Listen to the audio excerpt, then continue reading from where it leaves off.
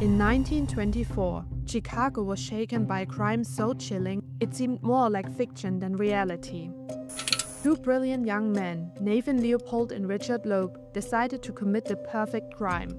Not for money and not for revenge, but to prove they could transcend ordinary morality.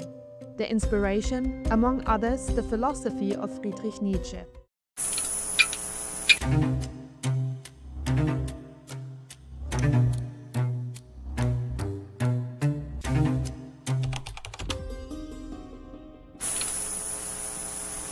Welcome to Philosophy Files, where dangerous ideas, forbidden thoughts, and the lives of radical thinkers take center stage.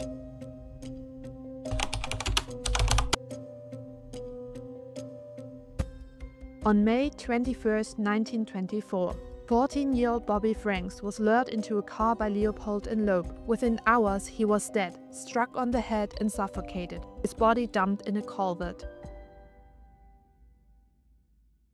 The next morning, his parents received a ransom note demanding $10,000. But the crime unraveled quickly. A pair of distinctive eyeglasses at the scene led police straight to Leopold. When confronted, both confessed.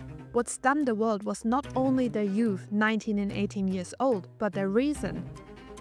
They claimed to kill not out of passion, but of intellectual experiment. Leopold in particular was deeply immersed in Nietzsche's "Thus spoke Zarathustra." He was captivated by the concept of the Übermensch, the Superman beyond conventional morality. To him, ordinary rules of good and evil applied only to the masses. He and Loeb, he believed, stood above. In court, Leopold declared that a Superman is released from ordinary law, free to create his own values.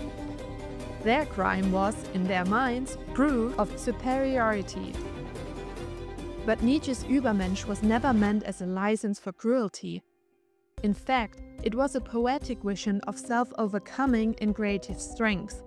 Leopold's interpretation was shallow and distorted, what scholars later called a tragic misreading.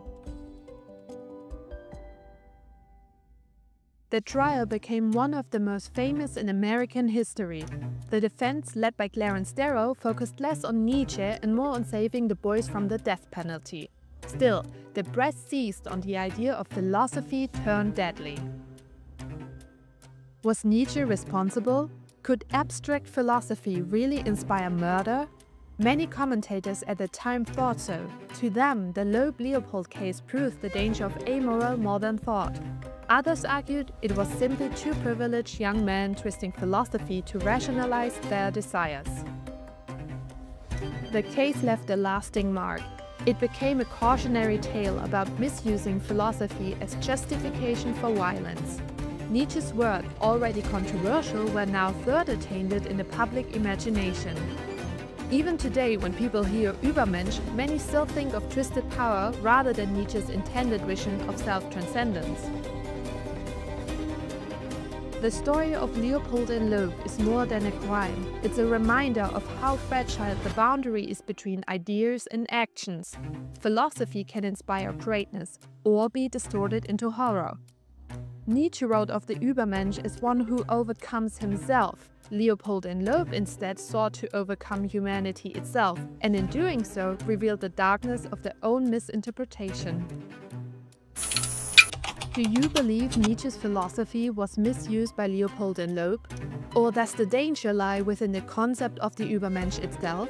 Share your thoughts in the comments. And please keep in mind, this series is researched with great care and passion for philosophy. Still, in the vast landscape of sources and interpretations, details can sometimes be missed and represented imperfectly. If you notice anything that needs correction or clarification, we at the Hegel-Haus Museum truly appreciate your feedback and input in the comments.